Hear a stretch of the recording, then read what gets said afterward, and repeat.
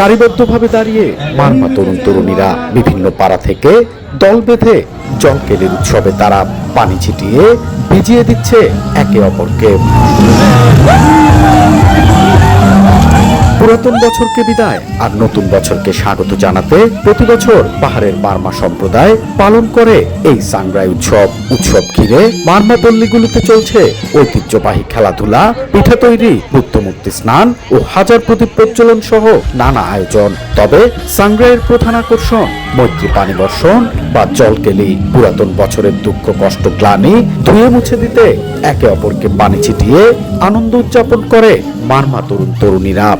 অনেক ভালো লাগছে, কারণ আমরা পুরনো বছরকে বিদায় দিচ্ছি, নতুন বছরকে পানির মাধ্যমে বরণ করে নিচ্ছি। বছরে একবার সামনে সময় অনেক মজা করি, আনন্দের সাথে আমরা সবাই একত্রে মিলিত হয়েছি, পানি খেলেছি।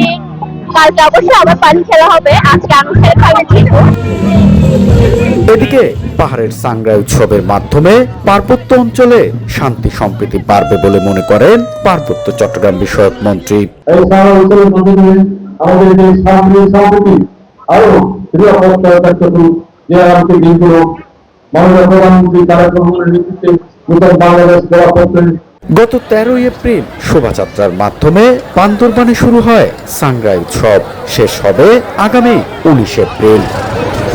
এন এ জাকির, সময় সংবাদ, বান্দরবান।